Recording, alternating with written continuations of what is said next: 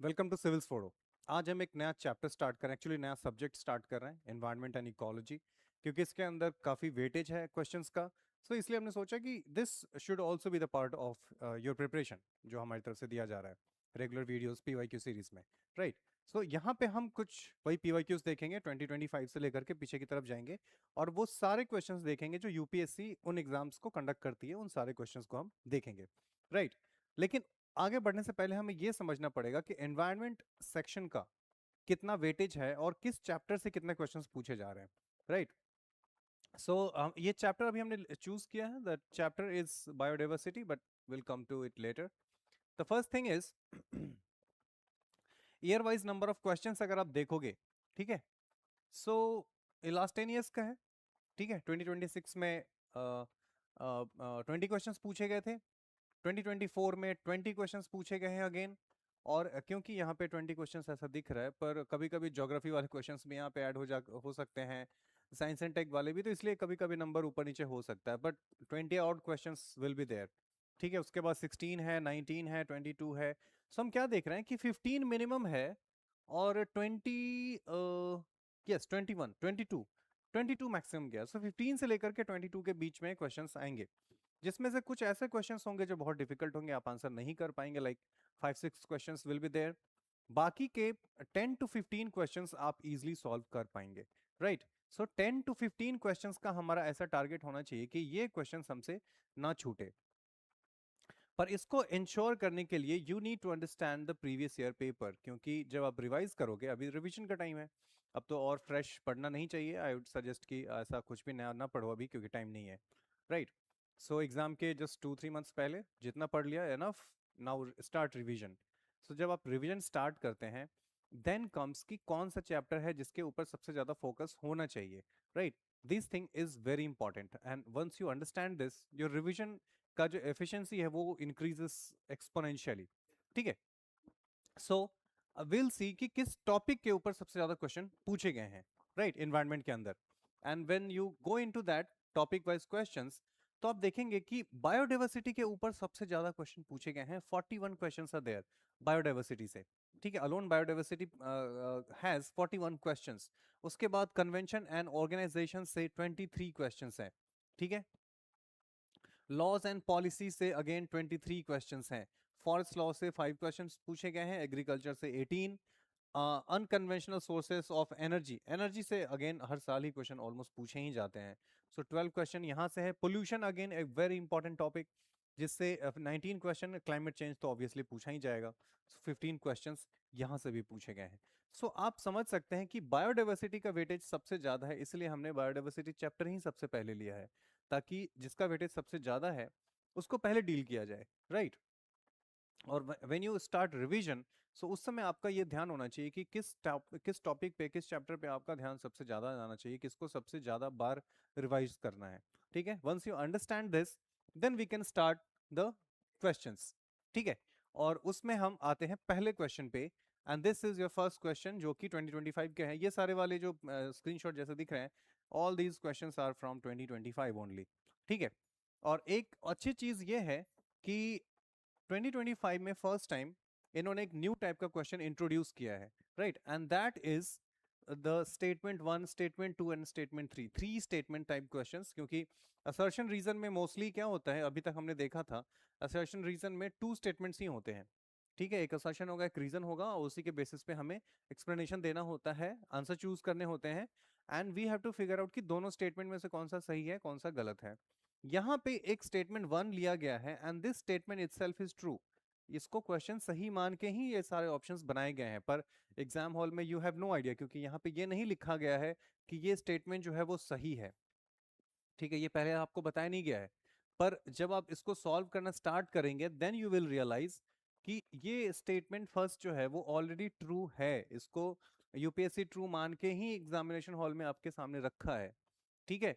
इन दोनों के ऊपर आपको डिस्कस करना है। You have to decide whether these two statements are true and they are explaining the first statement और नॉट, ठीक है। सो ये चीज आपको ध्यान रखनी है। सो ये फर्स्ट आई मीन एक न्यू टाइप का क्वेश्चन था, और this also plays a huge role, क्योंकि एक नया चीज जब इंट्रोड्यूस किया जाता है पेपर में अचानक से, तो you become suddenly very conscious, and बहुत ही एंग्जाइटी हो जाती है, प्रेशर हो जाता है, और उस केस में गलती करने के चांसेस बढ़ते हैं। बहुत सारे लोग एग्जाम हॉल के बाहर आकर के उनको यही नहीं पता था कि first statement is always true in this type of questions. ठीक है, जैसे यूपीएससी ने डाला है उसमें फर्स्ट स्टेटमेंट ट्रू है, वो इसको भी देखने में लगे हैं कि क्या ये सही है क्या ये गलत है, right. So this happens because of the exam pressure, this is very natural. ठीक है, सो चलिए अब हम क्वेश्चंस देखते हैं एंड विल सी कि इसमें से कौन सा सही है कौन सा गलत है क्या है, will see into that. So first question है, the first question is consider the following statements. Statement 1 कहता है circular economy reduces the emission of green house gases. ठीक है, दिस इज ट्रू कि सर्कुलर इकोनॉमी की वजह से ग्रीन हाउस गैसेस कम होते हैं। Now the statement 2 says circular economy reduces the raw material as inputs. ठीक है, और इसको हम इकोनॉमी में भी हो सकता है, इकोनॉमी की फैकल्टी अगर कोई होंगे तो उन्होंने इकोनॉमी में इसको डाला होगा, but this is pretty much in the environment section, so that's why I have taken it here. Second statement, last statement says circular economy reduces wastage in the production process. आपको पता है circular economy का मतलब क्या है? जो भी waste create हो रहा है उस वेस्ट को प्रॉपर से फिर से एक साइकिल बना करके पूरा चेन तैयार कर करके और उसको रॉ मटेरियल की तरह से फिर से वापस लाया जाए, दैट इज सर्कुलर इकोनॉमी। ठीक है, सो इस केस में circular economy reduces the use of raw material as inputs, that is true. यहाँ तो नॉलेज की जरूरत भी नहीं है, आपको सिर्फ सर्कुलर इकोनॉमी अगर समझ में आ रहा है, rest you can use your common sense and you can solve this problem. ठीक है, सो ऑब्वियसली रॉ मटेरियल का तो खर्चा वो कम करेगा क्योंकि जो वेस्ट है वो रॉ मटेरियल की तरह से फिर से इनपुट बन जा रहा है। और अगर हम सर्कुलर इकोनॉमी फॉलो नहीं करेंगे तो it will be a straight line economy, जिसमें एक बार प्रोडक्शन हो गया और वो सारी चीजें वेस्ट ही होती जा रही हैं, उसमें से कुछ भी नया वापस से इनपुट नहीं बन रहा। ठीक है, सो दिस इज ट्रू। दूसरा क्या कहता है, circular economy reduces wastage in the production process. अब देखो, अगर सर्कुलर इकोनॉमी अगर हम बार बार यूज करेंगे, जो वेस्ट हो गया उसको हम लाएंगे, तो ऑब्वियसली वेस्ट का जो प्रोडक्शन है वो कम हो जाएगा, क्योंकि जो फाइनल वेस्ट जो तैयार होगा उसको तो हम फिर से इनपुट बना रहे हैं, तो वेस्ट का जो अमाउंट है वो भी कम होगा। So this statement is also true. ठीक है, so both statement 2 and 3 are correct and both of them explain statement 1। So हाँ, ये दोनों ही एक्सप्लेन करता है, that is the reason why green house gases कम है, क्योंकि रॉ मटेरियल की तरह से अगर हम यूज करेंगे तो ऑब्वियसली जो मैटर जो ऑलरेडी जा चुका है एनवायरनमेंट में, उसने ग्रीन हाउस गैस क्रिएट कर दिया है, उसको हम वापस ला रहे हैं, तो ऑब्वियसली उससे हमारा ग्रीन हाउस इफेक्ट जो होगा वो कम होगा। So first explains and second also explains, so इसका आंसर ए होना चाहिए। Both statement 2 and 3 are correct and both of them explain statement 1। अब देखो, अगर आपने इसका सारे स्टेटमेंट्स देखें, सारे ऑप्शंस देखें, तो कहीं पे इसमें स्टेटमेंट 1 के ऊपर क्वेश्चन नहीं है कि वो सही है या नहीं है। ठीक है, so both statement 2 and 3 are correct, but only one of them explains statement 1। Again 1 के ऊपर क्वेश्चन नहीं है, only one of them neither, so 1 is always true in this type of questions। ठीक है, अगर अगली बार ऐसा आता है तो उसके लिए आप केयरफुल रहें, या फिर अगर कुछ नया लॉन्च कर दिया जाए यूपीएससी के द्वारा तो उसके लिए भी be careful, be very calm in the examination hall, and then you attempt the questions, then that is the only way to score maximum marks, otherwise आप panic कर जाएंगे and things will go in a different direction। so answer is A, A is the answer। ठीक है, I hope कि ये clear है। It was not a difficult question, easy one, और easily हम उसको कॉमन सेंस से भी कर सकते थे। ठीक है, अगला देखते हैं, अगला क्या कहता है, consider the following statements. Statement 1, again 1 same statement 1 2 3 है। Studies indicate that the carbon dioxide emission from the cement industry account for more than 5% of global carbon emission। Carbon emission के बारे में बात हो रही है और सीमेंट इंडस्ट्री के बारे में बात हो रही है। सीमेंट इंडस्ट्री, ठीक है, सीमेंट इंडस्ट्री के बारे में बात हो रही है और ग्लोबल कार्बन एमिशन के बारे में बात हो रही है। ठीक है, अब स्टेटमेंट 2 कहता है silica bearing clay is mixed with limestone while manufacturing cement. Silica bearing clay, clay क्या होता है? बालू होता है, और सिलिका बालू बनता ही है सिलिका से। सो कह रहा है कि silica bearing clay is mixed with limestone while manufacturing cement. अब देखो, सीमेंट एक ऐसा टॉपिक है जिससे क्वेश्चन अभी तक आई थिंक 10-20 बार पूछे जा चुके होंगे यूपीएससी की हिस्ट्री में, ज्यादा ही हो सकता है। बहुत फ्रीक्वेंटली सीमेंट के ऊपर क्वेश्चन पूछे जाते हैं क्योंकि ये ग्रीन हाउस गैस इमिट करता है, it's a major contributor in green house gas. ठीक है, सो इसलिए cement industry is very important. आप जब प्रिपेयर करेंगे तो सीमेंट के लिए स्पेशली आप तैयार करेंगे। ठीक है, so cement bearing clay is mixed with limestone while manufacturing cement. ठीक है, पहला स्टेटमेंट. सेकंड कहता है limestone is converted into lime during clinker production for cement manufacturing. अब देखो ये क्वेश्चन जो है थोड़ा डिफिकल्ट तो है, क्योंकि इसमें कुछ रिएक्शन वगैरह के बारे में बात की जा रही है. And use for sure do not understand कि ये सही हो सकता है, नहीं हो सकता, कौन सा गलत हो सकता है. You have no idea. Why I am saying this? क्योंकि जब कोचिंग वाले भी इसका आंसर जब गलत देते हैं, दैट मीन्स कि ये क्वेश्चन डिफिकल्ट तो था. ठीक है, this is why I am saying this. So इसका आंसर देखो अगर, सो दिस इज विजन का आंसर. ठीक है, ये विजन का आंसर है जो आपके सामने यहाँ पे दिख रहा है राइट साइड में. दिस इज विजन का एक्सप्लेनेशन दिया है उन्होंने. और फाइनली उन्होंने कहा है, finally both statement 2 and 3 are correct and both of them explain statement 1. ठीक है. नाउ अब देखते हैं हम स्टेटमेंट्स को.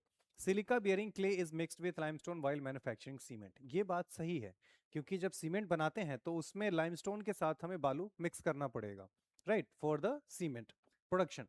सो दैट इज ट्रू. सो पहला स्टेटमेंट तो ट्रू है. दूसरा कहता है limestone is converted into lime during clinker production for cement manufacturing. अब इसमें ये रिएक्शन क्या है वो देखिए. अगर आपको रिएक्शन नहीं पता है, then it could be different difficulty for you. Calcination process कहते हैं उसको. कैल्शियम कार्बोनेट को जब हम कैल्शियम ऑक्साइड बनाते हैं तब उस समय CO2 रिलीज होता है, and this is the major contributor. ठीक है, this is the major contributor. So यहां से CO2 रिलीज हो रहा है और ये CO2 ग्रीन हाउस गैस में ऐड हो जाएगा. So this contributes. पर अगर आप स्टेटमेंट 1 देखिए, silica bearing clay is mixed with limestone while manufacturing cement. Mixing में there is no CO2 production. ठीक है, that is a different thing कि इसको मिक्स करने के लिए हाई टेम्परेचर चाहिए and all this things are there. पर उसके लिए the mixing itself does not create any CO2 emission, right. And on that basis इसको गलत होना चाहिए और इसको सही होना चाहिए. And in that case statement one of the statements is only one of the statement, and 2 and 3 is correct, and that explains statement 1. So इसका आंसर होना चाहिए C, पर विजय ने दिया है इसका आंसर A. राइट. अब क्योंकि यूपीएससी का आंसर अभी तक आया नहीं, आई थिंक एक आध वीक में तो आंसर आ ही जाएगा इसका. So at that time we can verify कि इसका आंसर क्या होना चाहिए, but from my perspective it should be C.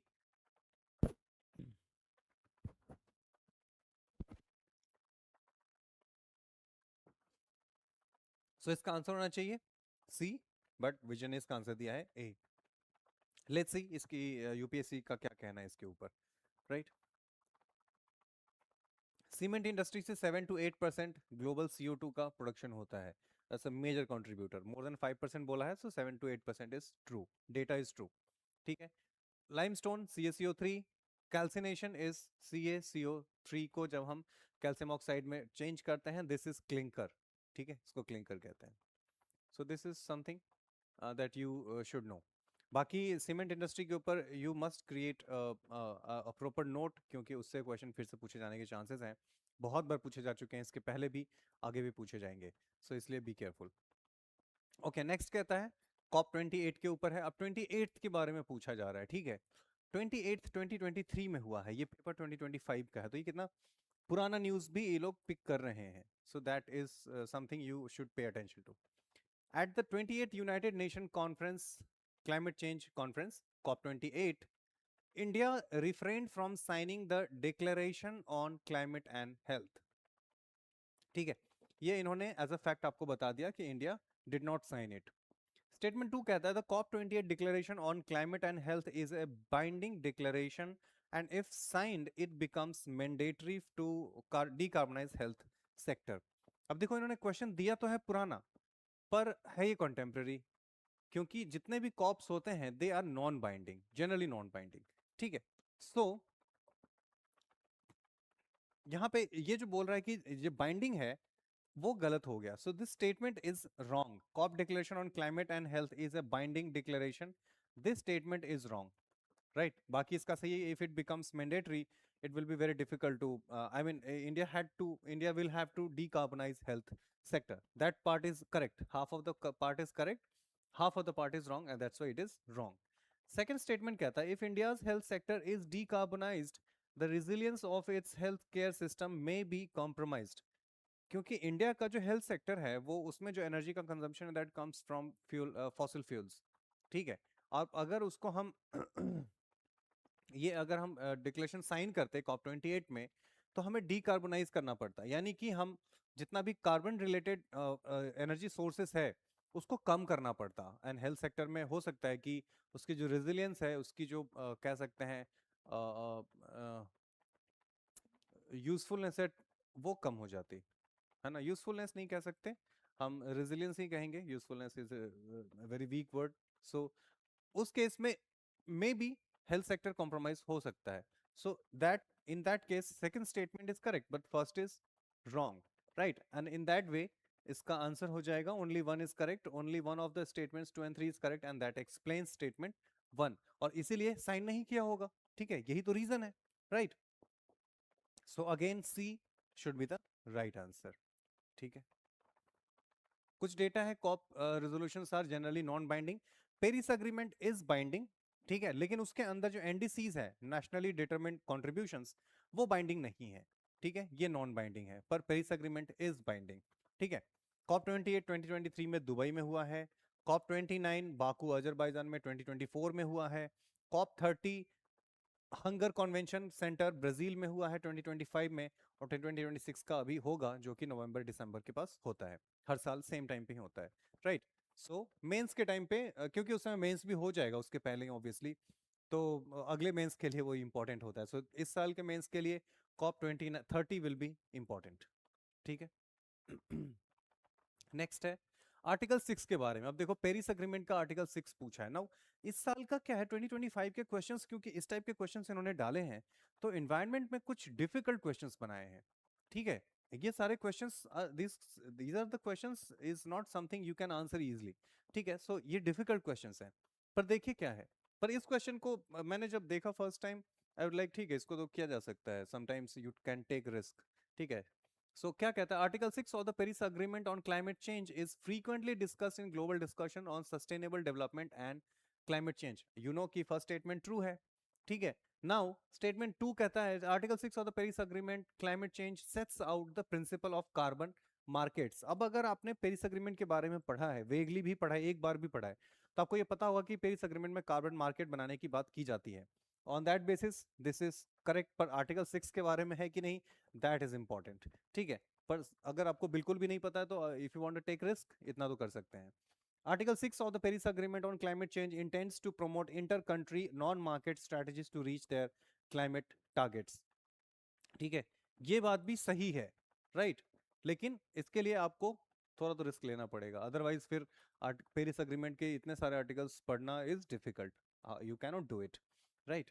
So article 6 क्या कहता है of the Paris agreement enables international cooperation to tackle climate change and to unlock financial support for developing countries। Actually क्या क्या है Paris agreement में carbon credit जैसी चीज बनाई गई है, जिससे अगर मेरे यहाँ suppose I am the head of the state, और मेरी कंट्री में अगर कार्बन का प्रोडक्शन कम है, कार्बन रिलीज कम हो रहा है, so I can sell carbon credits उन कंट्रीज को जहाँ पे कार्बन प्रोडक्शन ज्यादा है, ठीक है, CO2 एमिशन ज्यादा है, and they can even they can increase their CO2 production emission, क्योंकि हमारे यहाँ कम हो रहा है। क्योंकि अभी माना यह जा रहा है कि पूरे वर्ल्ड का जो इम्पैक्ट होगा, आई मीन किसी भी कंट्री ने उसको एमिट किया, उसका इम्पैक्ट हर किसी कंट्री पे आएगा। तो ऑब्वियसली अगर कोई कम कर रहा है, तो जो कोई ज्यादा कर रहा है वो उसको पे कर सकता है कि भैया आपने कम किया है, so you take it, because obviously इसका अपॉर्चुनिटी कॉस्ट है, तो आप कुछ पैसे लीजिए, एंड या फिर वो लोग यहीं पे जिस कंट्री में CO2 का प्रोडक्शन कम है वहीं पे अपना एस्टेब्लिशमेंट लगा सकते हैं, फैक्ट्रीज लगा सकते हैं। This is the basic argument, ठीक है। सो ये पेरिस अग्रीमेंट के साथ हुआ है।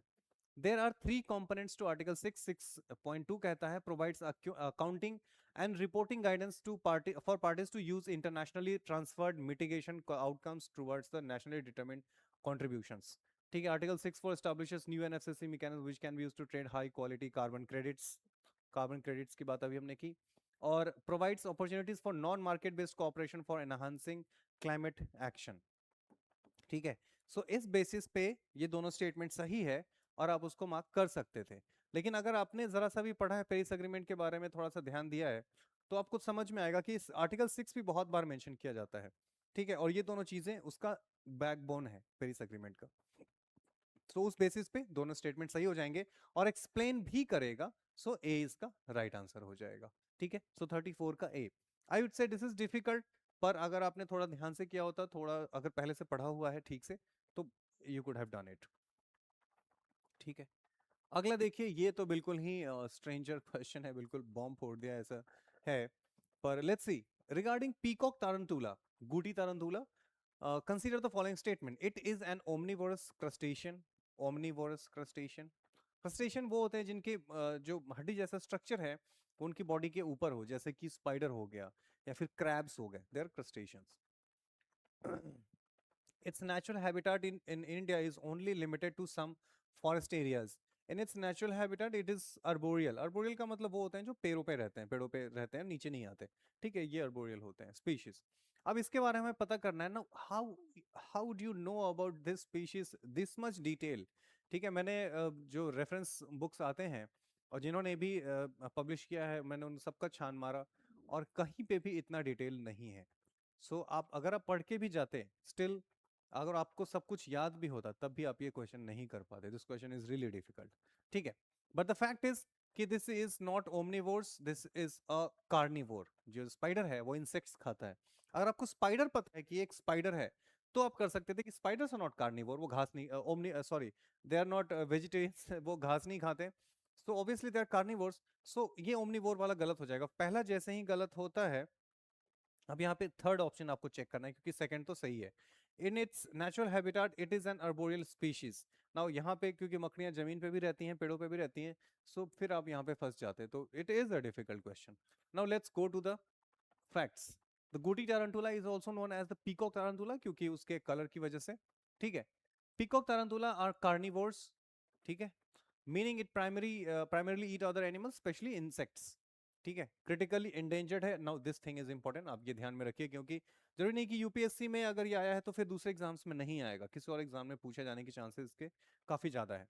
सो क्रिटिकली इंडेंजर्ड है। The species primarily found in limited area within the deciduous forest of Andhra Pradesh. Andhra Pradesh में ये पाया जाता है इंडिया में, so that is also again important. Specifically its habitat is small disturbed reserve forest of less than 100, मतलब बहुत ही छोटे area में ये पाया जाता है। Well, it's been cited, it is an arboreal species, यानी कि वो पेड़ों के जो होल्स होते हैं, क्योंकि बड़े बड़े पेड़ होते हैं लंबे, तो उनमें छेद होते हैं कहीं कहीं, तो उनमें छुपके रहता है। This is the reason why it is called arboreal. ठीक है, सो इन दैट केस आप देखो कि यहाँ पे ये गलत हो जाएगा। ठीक है, ये तो पहले ही गलत है, तो only two, so only two, C is the right answer. ठीक है, सी इसका सही आंसर है। ठीक है, so this was it was really difficult. ये देखते हैं, ठीक है, कि ये क्वेश्चन कैसा है। अगेन यहाँ पे 3 स्टेटमेंट्स हैं, पर ये पहले जैसा नहीं है, क्योंकि यहाँ पे आपको चूज करना है कौन सा स्टेटमेंट सही है। Carbon dioxide emission in India are less than 0.5 ton CO2 per capita. ठीक है, पर कैपिटा जो कार्बन एमिशन है इंडिया में 0.5 टन से कम है, हाफ टन से कम है। ठीक है, दूसरा कहता है in terms of CO2 emissions from fuel combustion India rank second in Asia Pacific region. हाँ, ये बात सही है कि इंडिया एशिया पैसिफिक रीजन में चाइना के बाद आता है, चाइना कम्स फर्स्ट। ठीक है, सो यहाँ पे चाइना पहले आएगा, then comes India. Electricity and heat producers are the largest sources of CO2 emissions in India. Electricity, आपको पता है कि 50% electricity production in India happens because of the coal burning. ठीक है, उसका सोर्स जो है वो कोल है। 50% इलेक्ट्रिसिटी प्रोडक्शन इन इंडिया, और around 50%, so obviously major source. So ये स्टेटमेंट तो सही है। इन टर्म्स ऑफ CO2 ये भी सही है कि सेकंड है। फर्स्ट के बारे में क्या कहना ना, बहुत सारे लोग कहते हैं कि जहां पे भी डेटा दिया हो you can mark it wrong, क्योंकि वो गलत होने के चांसेस होते हैं। अगर उस पे चलते हैं तो आपका आंसर सही आएगा, 2 एंड 3 इसका आंसर सही है। First is actually wrong statement. ठीक है, पर अगेन डिपेंड करता है कि आप उसको मानते हैं कि नहीं, क्योंकि कभी कभी काम नहीं भी करता है, पर most of the time it works, कि जहां पे भी डेटा दिया है it is a true statement, sorry wrong statement और ट्रू। 2022 का अगर डेटा देखें तो CO2 एमिशन इंडिया में जो है वो 2 टन्स पर कैपिटा है, 2 टन्स पर कैपिटा, 5% का इंक्रीमेंट है। और सबसे ज्यादा दुनिया में यूनाइटेड स्टेट्स के पास है per capita CO2 emission which is 14.9 tons. ठीक है, per year. Followed by Russia, USA के बाद रशिया में है, देन जापान में है, then China, and European Union 6.2। यानी कि चाइना में इसलिए क्योंकि वहाँ पे कह सकते हैं कि प्रोडक्शन बहुत ज़्यादा है, production house of the world, इसलिए वहाँ पे CO2 इमिशन काफ़ी ज़्यादा है। And the global carbon project, क्योंकि चाइना में पॉपुलेशन भी बहुत ज़्यादा है, फिर भी पर कैपिटा निकालने के बावजूद चाइना 8th नंबर पे है। Sorry, not 8 number, this is 8 data is 8 ton per capita. So this is huge, मतलब चाइना really बहुत ज़्यादा एब्सोल्यूट अमाउंट में देखें तो China does release a lot of carbon dioxide, ठीक है। Then comes global average is 4.7 ton, ये data आप जरूर याद रखिए, global average is 4.7 ton. India का 2 टन है, ठीक है, चाइना का 8 टन है, सो ऑब्वियसली चाइना का काफी ज्यादा है इंडिया से। In terms of CO2 emission, fuel combustion, India ranks second in Asia Pacific. Electricity and heat produces the largest source of CO2 emission in India. That I just explained कि majority of the heat जो electricity production है, that happens because of CO2. ठीक है, I mean coal, and the CO2 emission is there. So that is the reason यहाँ पे electricity वाला भी statement सही हो जाएगा. So C is the right answer. ठीक है. Next देखिए, ये भी एक कह सकते हैं इंटरेस्टिंग क्वेश्चन है पर डिफिकल्ट भी है, not easy to answer, not very easy to answer. Let's see, cassava अगर आपको पता नहीं है it will be difficult. Ginger आपको पता है कि हर्ब विद स्यूडो स्टेम होता है इसमें, सो this is a herb ginger, so this is true statement. Malabar spinach, now spinach हमें पता है कि क्लाइंबर्स नहीं हो सकते क्योंकि जो पालक है वो क्लाइंबर्स नहीं होते, पर ये जो स्पिनच है this is literally a climber and that's why this statement is true. ठीक है, मिंट एनुअल श्रब नहीं है, मिंट तो सालों भर मिलता है हमें, पुदीना जिसकी बात कर रहे हैं हम, और घास में होता है, सो ये इसकी वजह से गलत हो जाएगा। पपाया वुडी श्रब, श्रब नहीं है, it's a grass, papaya is a grass, ठीक है, श्रब नहीं है।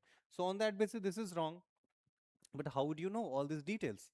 ठीक है, यूपीएससी का प्रिपेयर कर रहे हैं आप, बॉटनी में तो इतना जान नहीं सकते पपाया क्या है, मिंट क्या है, मालाबर स्पिनच क्या है, जिंजर क्या है, कसावा क्या है, ठीक है। This is true, the first is true, this one is wrong, this one is true and this one is true, तो 3 इसमें सही है, ये दोनों गलत हैं, ठीक है। So first 3 statements are true, only 3 इसमें सही हो जाएंगे, और बाकी लास्ट के 2 स्टेटमेंट्स जो है वो गलत है दोनों, ठीक है। सो इस तरीके से आप इसको आंसर कर सकते थे, ठीक है। यहाँ पे ये सारा डिटेल है, आपको PDF मिलेगा तो वहाँ पे आप इसको पढ़ सकते हैं, ठीक है। नेक्स्ट है, with reference to the planet earth consider the following statements. ये इंटरेस्टिंग क्वेश्चन है क्योंकि ऐसे क्वेश्चंस एक बार कहीं पे ना मैंने तो पढ़ा जरूर है, शायद यूपीएससी का ही मे बी जियो साइंटिस्ट का, या फिर मैंने किसी क्लास में इसको डिस्कस किया, so I had this idea the first time I saw this question, I was like okay I know this, ठीक है। सो the question says, with reference to the planet Earth, consider the following statements. Rainforest produces more oxygen than that produced by the oceans. Now, this statement is wrong. क्योंकि अब वैसे भी देखो तो rain forest कितने area में है, it's around the equator, ठीक है, वो area itself is very small. Then oceans are on the 70% part of the earth, ठीक है, 70% पार्ट वहां पे ओशन है, और उसके ऊपर फाइटोप्लैंक्टन्स हैं, दे प्रोड्यूस ऑक्सीजन, ठीक है। So obviously rain forest are not the major producer, so first statement is wrong. Marine phytoplankton and photosynthetic bacteria produce about 50% of world's oxygen, that is again true. Marine sources से हमारा oxygen 50%, जितना भी oxygen है हमारे पास उसका 50% comes from the marine sources, that is true. First is wrong. Well oxygenated surface water contains several fold higher oxygen than that in the atmosphere. Atmosphere में बहुत सारा ऑक्सीजन है, और यहाँ पे बोल रहा है कि सरफेस लेवल पे जो वाटर है उसके पास ही इतना ऑक्सीजन है कि, और एटमोस्फेयर में जितना है उसका सेवरल फोल्ड, मतलब कई गुना है इसके पास, ठीक है। So in that basis, on that basis ये स्टेटमेंट गलत हो जाएगा, and only 2 is correct, so only 2, B is the right answer, ठीक है। कुछ डिटेल, हाँ कुछ डिटेल मैंने यहाँ पे डाले हैं, जैसे कि ये इंटरेस्टिंग चीज है, आपको देखना चाहिए। साइंटिस्ट एस्टिमेट दैट रफली half of the oxygen production on earth comes from the ocean, the majority of this production is from oceanic plankton, ठीक है, ड्रिफ्टिंग प्लांट्स जो तैरते रहते हैं, algae, some bacteria that can photosynthesize, one particular species Prochlorococcus Prochlorococcus रोकोकस, बड़ा tongue twister है, Prochlorococcus is the smallest photosynthetic organism on earth, जो फोटोसिंथेसिस करता है, Prochlorococcus, Prochlorococcus, yes, Prochlorococcus, I have learned it, ठीक है। So this is the smallest organism जो oxygen produce करता है, ठीक है, but this little bacteria produces up to 20%, ये इसी की बात हो रही है, till bacteria produces 20% of oxygen in our entire biosphere, ठीक है, 20% सिर्फ ये वाला बैक्टीरिया प्रोड्यूस करता है. दिस इज सो मच, कह सकते हैं कि contribution, that's a higher percentage than the tropical rainforest and on land combined, ठीक है. सो ये रेन फॉरेस्ट वगैरह सब जो मिला करके भी उससे ज़्यादा प्रोड्यूस करता है ये अकेला. More than half of the oxygen we breathe comes from the marine photosynthetic photosynthesizers like phytoplanktons and seaweed. Both use carbon dioxide, ठीक है. Oxygen content is highest. इससे हमने देखा कि जो smallest species that produces oxygen is this Prochlorococcus. More than half of the oxygen comes from the oceans and marine sources. And जो rain forest का contribution बहुत कम है, उससे ज़्यादा तो अगेन सिर्फ एक बैक्टीरिया ही प्रोड्यूस करता है. On that basis option 2 is, यानी कि बी सही है, बाकी सारे गलत हो जाएंगे, ठीक है.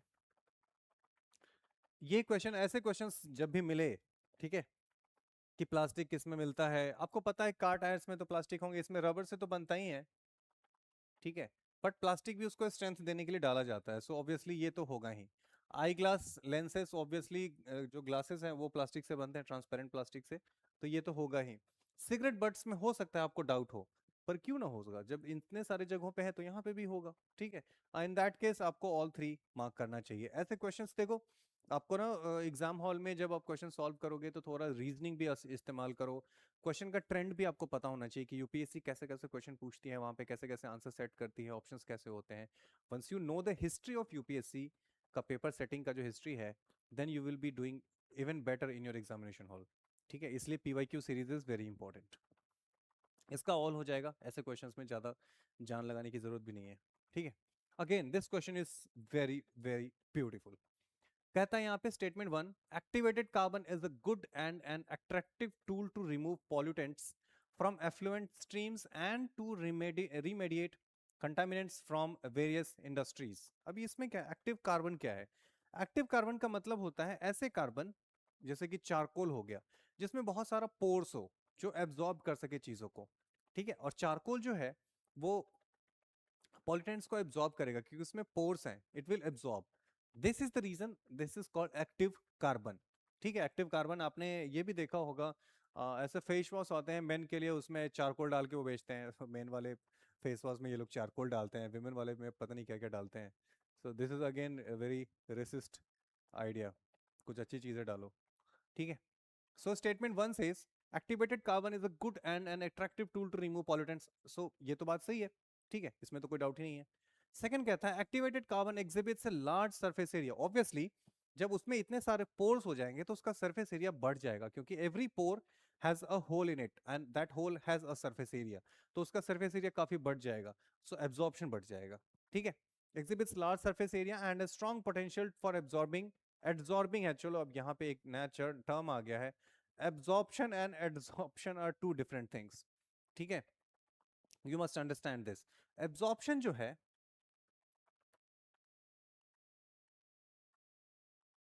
ठीक है, एंड एड्सॉर्प्शन,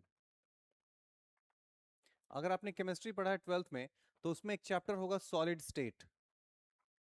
मैंने एक्चुअली क्वेश्चन फर्स्ट टाइम पढ़ा तो मैंने ये वर्ड ध्यान ही नहीं दिया कि ये भी है, मैं तो अब एब्जॉर्प्शन पढ़ रहा था. सॉलिड स्टेट जब आपने पढ़ा होगा, ठीक है, उसमें ये वर्ड आता है एड्सॉर्प्शन. तो उसमें क्या है कि जो भी सॉलिड मटेरियल्स होते हैं, when they are expose to any liquid और समथिंग, दे एब्जॉर्ब थिंग्स, ठीक है. और उस केस में इसको एड्सॉर्प्शन कहा जाता है, क्योंकि वो उनके सरफेस पे जो एक्चुअली क्या है, जितने भी सॉलिड स्टेट मटेरियल्स हैं, ठीक है, उन सब का एक लैटिस स्ट्रक्चर होता है, ठीक है. उस लैटिस स्ट्रक्चर में गैप्स होते हैं और ये एब्जॉर्प्शन जो होता है वो उन्हीं गैप्स में फिल होता है, ठीक है. बस इतना समझ लो तो काफी है. तो दैट इज द रीजन इसको एब्जॉर्प्शन कहा जाता है, ठीक है. So this is solid state के केस में होता है. और जो चारकोल है that shows exactly this property, that is why यहाँ पे एब्जॉर्प्शन वर्ड यूज किया गया, नॉट एब्जॉर्प्शन, ठीक है. So second statement is true. Third कहता है activated carbon can be easily synthesised. Obviously charcoal तो हम घर में बना सकते हैं, and that again is true. पर क्या इसको एक्सप्लेन करता है? Attractive tool, yes, this is the reason कि इसको हम यूज कर सकते हैं. सो ऑन दैट बेसिस हम कह सकते हैं कि इसका आंसर ए होना चाहिए, क्योंकि ये दोनों स्टेटमेंट ही सही है एंड एक्सप्लेन भी कर रहा है दोनों, so option A has to be there. ठीक है, सो आई एम श्योर कि ये क्लियर है। और ऐसे क्वेश्चंस में आपको कभी कभी you will have to use your common sense, your something that you read way back in your 10th and 12th and something like that। ठीक है, क्योंकि ऑब्वियसली जब आप यूपीएससी को प्रिपेयर करेंगे तो एड्सॉर्प्शन नहीं पढ़ेंगे। अगर आपने एड्सॉर्प्शन आपने ऑप्शन में देख भी लिया तो हो सकता है फिर आप ये नहीं समझेंगे, तो इसकी वजह से आप ऑप्शन को ठीक से क्लिक ना कर पाए, टिक ना कर पाए, right. So this things are important. ठीक है, आई होप कि क्लियर है। नेक्स्ट, ये सारी चीज़ें यहाँ पे ऐड कर दी गई हैं। एक्टिवेटेड कार्बन क्या होता है, जो चीज़ें यहाँ पे लिखी हैं मैंने, आई हैव ऑलरेडी डिस्कस्ड। ठीक है, सो इसलिए I won't going to this again. आप जब पीडीएफ मिले तो आप वहाँ से देख सकते हैं। ठीक है, again this question is very very interesting and very easy. I think it's easy PG question. क्या कह रहा है, official artificial way of causing rainfall to reduce air pollution makes use of. Artificial rainfall की बात हो रही है। Silver iodide, potassium iodide. आपको पता है जितने भी आर्टिफिशियल रेनफॉल होते हैं उसमें रेनफॉल के लिए क्या चाहिए, हमें एक न्यूक्लियस चाहिए। ठीक है, क्योंकि ऑलरेडी एटमॉस्फेयर में मॉइस्चर तो है पर वो मॉइस्चर कंटेंट बहुत कम है। सो वो लैक ऑफ न्यूक्लियस की वजह से वो कॉन्डेंसेट नहीं हो पा रहे, condensation is not happening. So we just push few nucleus. ठीक है, जब हम कुछ न्यूक्लियस उसमें पुश करेंगे एनवायरनमेंट में, it will be silver iodide and potassium iodide. Iodine का जो न्यूक्लियस है वो काम करता है as molecule, actually this molecule will work as a nucleus. So इसके अराउंड मॉइस्चर जमा होना स्टार्ट हो जाएगा और जब ये हैवी हो जाएगा तो फिर it will fall, that will be rainfall. ठीक है, सो यहाँ पे silver iodide and potassium iodide है और बहुत ही बेसिक क्वेश्चन है। सो इसके अंदर आई डोंट थिंक कि बहुत ज्यादा दिक्कत होनी चाहिए। So A has to be the right answer. Nature sorry, which organization has enacted the nature restoration law. Now देखो, एनवायरनमेंट में कभी भी जब आप एनवायरनमेंट का प्रिपेयर कर रहे हो तो आपको बहुत सारी चीजें देखने को मिलेंगी, जो करंट अफेयर्स का मैगजीन है, बुक्स हैं, या फिर जितने भी तरह की चीजें मार्केट में मिलती हैं, you will find a lot of things there. But उसको पढ़ना smartly is your responsibility, and to understand that is, to make you understand that is my responsibility. So environment section में आपको जो चीज सबसे ज्यादा ध्यान रखनी है वो है कि ईयू, यूरोपियन यूनियन से रिलेटेड कोई न्यूज हो इन्वायरमेंट के कॉन्टेक्स्ट में, वो बहुत इंपॉर्टेंट है। यूएसए का कुछ है, रशिया का कुछ है, ठीक है, चाइना का कुछ है। ठीक है, द मेजर इकोनॉमीज, इंडिया का ऑब्वियसली अगर कुछ वैसा है, और यूएनएफसीसी का तो है ही, यूएनएफसीसी। ठीक है, सी, ठीक, तो इनका तो है ही, आईयूसीएन हो गया। ठीक है, सो और भी ऐसे कुछ कुछ है। सो इनसे रिलेटेड जो न्यूज है उसको आपको ध्यान में रखना है। ठीक है, तो उससे क्या है कि आपका, अगर आपने ये सारा कुछ कवर किया, सो 80 to 90% जो करंट अफेयर्स है एनवायरनमेंट का, you will be covering all of them. और अगर ठीक से रिवाइज कर लिया है तो आप आंसर भी कर सकते हैं एग्जामिनेशन हॉल में, there will not be any problem. ठीक है, सो ये जो न्यूज है NRL, NRL is related to EU.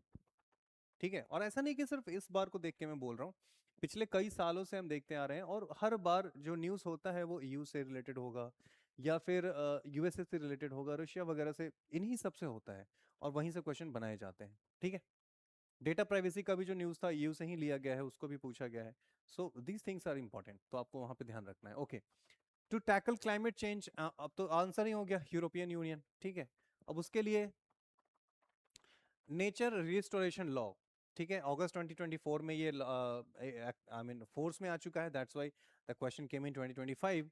ठीक है, और ये करना क्या है, इसको comprehensive law piece of legislation aimed at restoring degraded ecosystem across the European Union, यानी कि जो डिग्रेडेशन हो चुका है इकोसिस्टम का उसको रिस्टोर करना है। सेट्स लीगली बाइंडिंग टारगेट्स, ध्यान रखिए, legally binding targets for restoring 20% of land and sea by 2030 and ecosystem in need by 2050।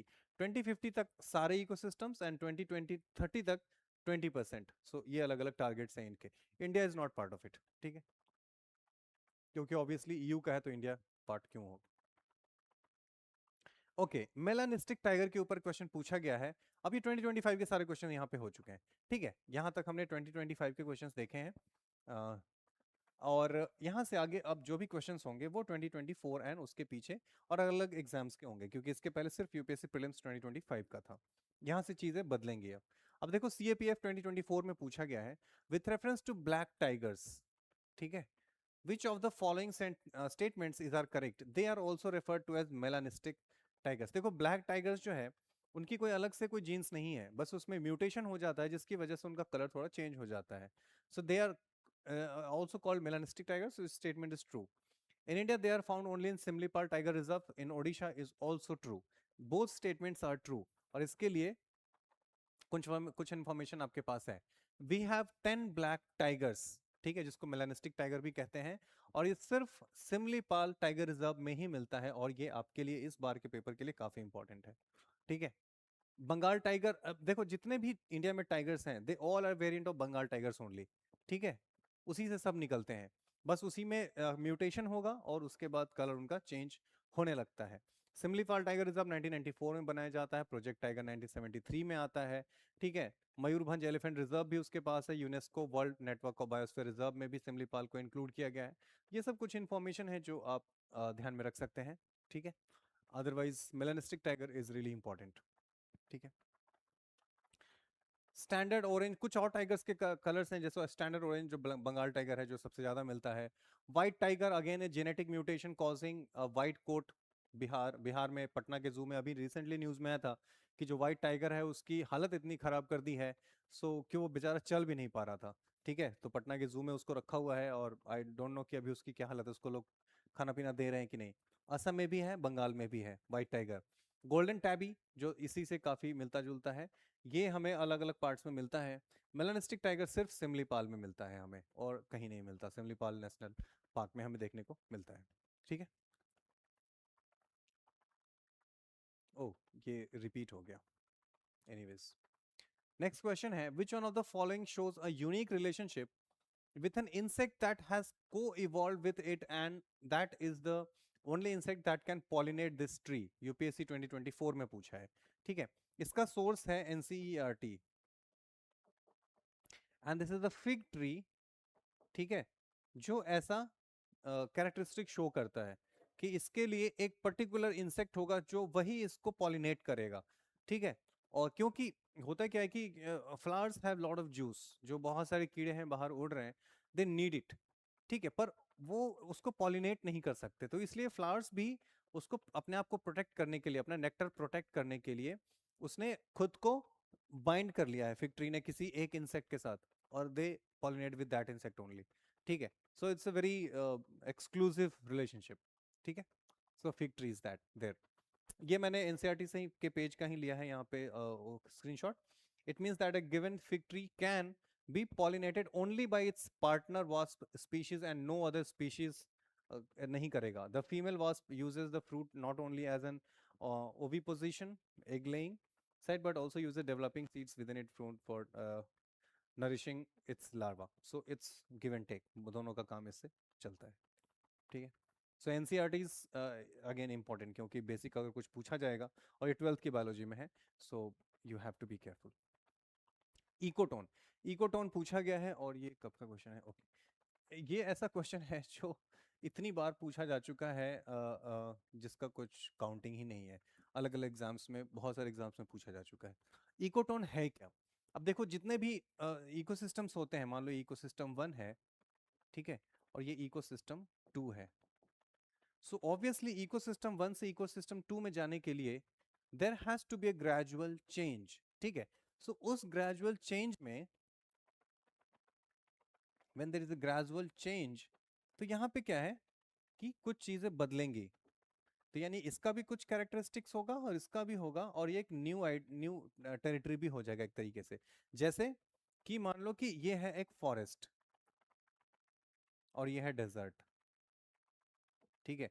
तो बीच में क्या होगा, जब फॉरेस्ट, जब इस तरफ हम बढ़ेंगे तो रेनफॉल कम होगा, लैंड भी मान लो कि उतना फर्टाइल नहीं है, तो ग्रासलैंड मिलेगा इसमें. ठीक है. जो बीच का एरिया है that will be a grassland, और ये है एक ट्रांजिशन एरिया. वन इकोसिस्टम से दूसरे इकोसिस्टम के बीच में एक ट्रांजिशन एरिया है. जैसे land and a water body के बीच में मार्शेस, जो मार्शेस होते हैं, वो भी अगेन एक इकोटोन है. ठीक है. So everywhere where there is transition it's an ecotone. So diversified ecosystem नहीं, transitional ecosystem. Yes, transitional ecosystem होगा, जो इकोटोन है वो ट्रांजिशनल इकोसिस्टम होगा. राइट। और ये काफ़ी बेसिक कॉन्सेप्ट है, इसको बहुत बार ही पूछा जा चुका है एंड बताया भी जा चुका होगा, बहुत बार डिस्कस किया गया होगा। Consider the following statements. Again 2024 में पूछा गया है, और क्या पूछ रहा है कि पैरासिटोइड्स, पैरासिटोइड्स अब देखो, एक तो होता है पैरासाइट, ठीक है, एक होता है पैरासाइट और एक होता है पैरासिटोइड्स। अब अंतर क्या है? पैरासाइट क्या है कि होस्ट के ऊपर जगह बना लेगा, एक घर बना लेगा, वहीं पे रहेगा, दैट्स पैरासाइट। क्या घर नहीं बना रहा है तो उसके ब्लड को सक करेगा, उड़ जाएगा, जैसे मच्छर हो गया, पैरासाइट्स। पैरासिटोइड्स में क्या है कि that organism do not take part in the relationship, मतलब मच्छर नहीं आएगा, मच्छर के अंडे आपके पास रहेंगे, ठीक है।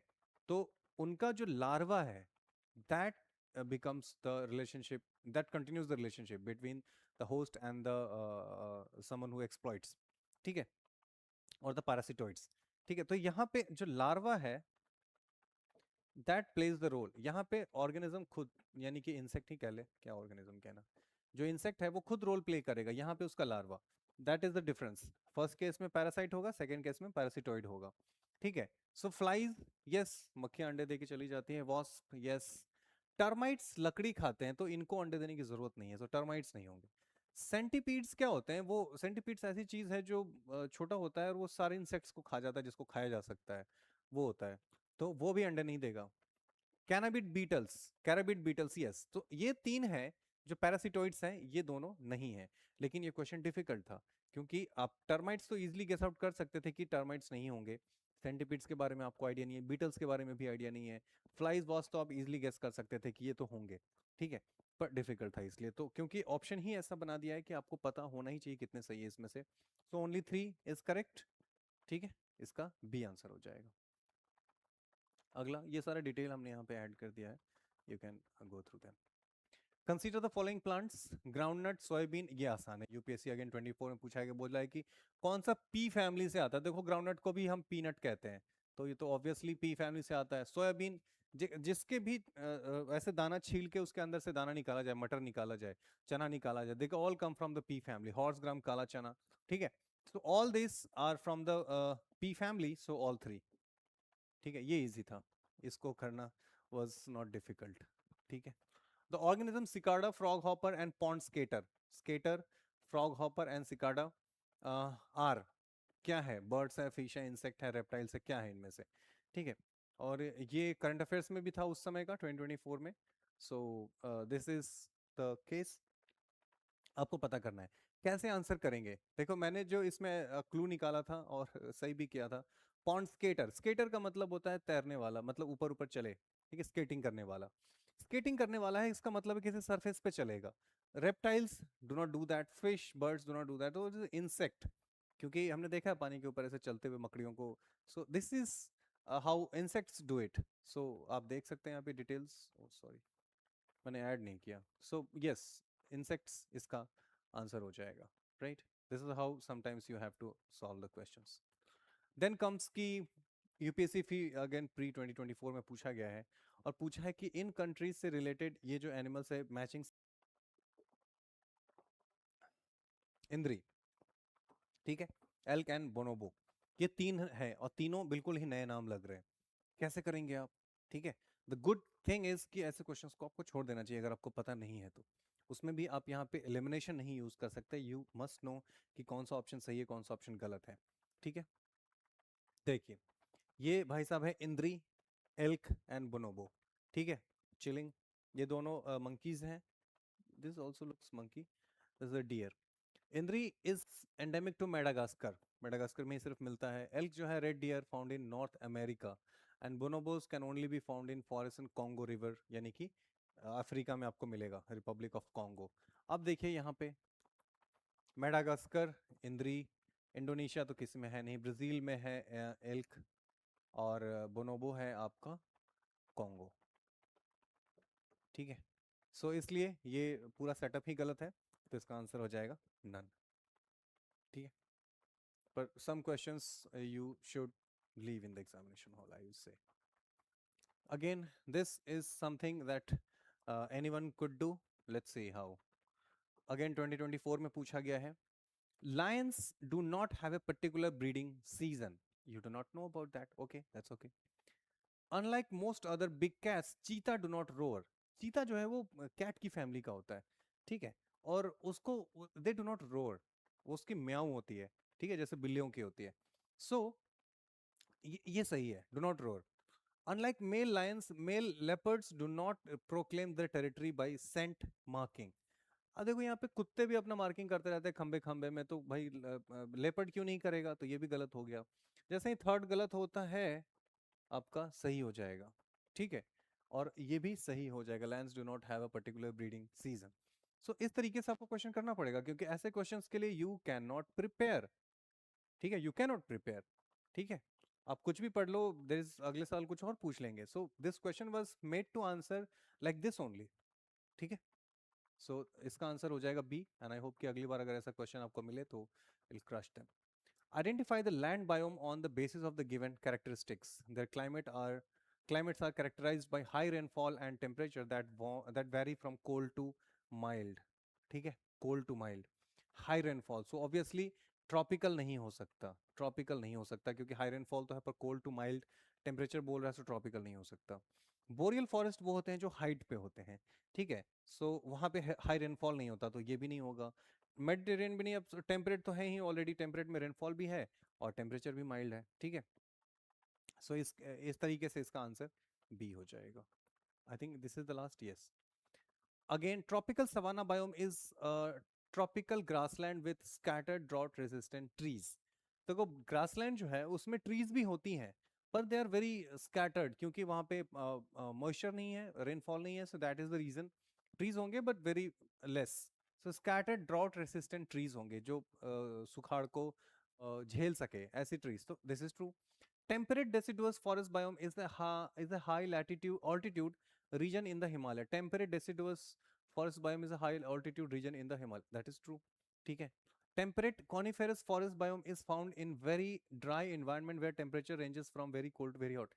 देखो coniferous जो plants हैं जिसके पत्ते निडल जैसे होते हैं, पतले पतले, वहां पे टेम्परेचर काफी कम होता है. सो वेरी हॉट वाला जैसे ही सीन आएगा ये गलत हो जाएगा. सो थर्ड जैसे ही गलत हुआ तो ये गलत हो गया. Now you have left with three options. Tundra biome is found in the polar regions and characterized by the absence of trees. वहां पे पेड़ नहीं होते, ड्वार्फ प्लांट्स होते हैं, wet spongy and rough upper ground surface होता है. सो चार तो सही है. अब आपको पता करना है कि इन दोनों में से क्या सही है. The temperate deciduous forest biome is a high altitude region. Himalaya, ये भी सही है, ये भी सही है. सो 1 to 4 बी इसका राइट आंसर हो जाएगा. ठीक है, so B is the right answer, जिसमें से आप इजिली यहाँ पे कर सकते थे. This was not a difficult question, आप इजिली इसको कर सकते थे. ठीक है. एक और चीज है यहाँ पे कि जो जितने भी टेरेस्ट्रियल बायोम्स हैं, ठीक है, उसमें से टुंड्रा सबसे ज्यादा बड़ा है. टुंड्रा बायोम, ठीक है, ये सबसे बड़ा है एरिया में, ऑल द टेरेस्ट्रियल बायोम्स. ठीक है. So with this we have come to end. यहाँ पे हमने फर्स्ट पार्ट इसका खत्म किया है, एंड इसके आगे हम पार्ट 2 करेंगे जिसमें बचे हुए क्वेश्चंस देखेंगे, and again the part will continue. और अभी हम एनवायरनमेंट देख रहे हैं, इसके बाद economy, and then will go to the history. So before exam we are trying to finish all the subjects so that आपको ये काफ़ी बेनिफिशियल हो. और आगे बार आने वाले सारे एग्जाम से इस साल जितने भी कहीं भी कोई भी एग्जाम्स हो रहे हैं उसके लिए PYQs, this series is extremely important. So watch it, share it with your friends, known, unknown people, wherever you can send, and leave your comment. Your feedback also will be